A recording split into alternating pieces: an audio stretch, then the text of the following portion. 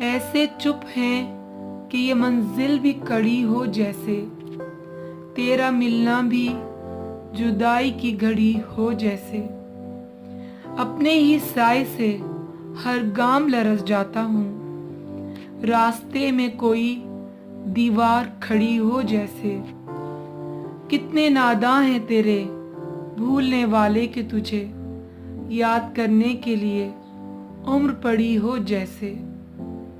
तेरे माथे की शिकन पहले भी देखी थी मगर ये गिरा अब के मेरे दिल में पड़ी हो जैसे। मंजिलें दूर भी हैं, मंजिलें नज़दीक भी हैं, अपने ही पाँव में जंजीर पड़ी हो जैसे।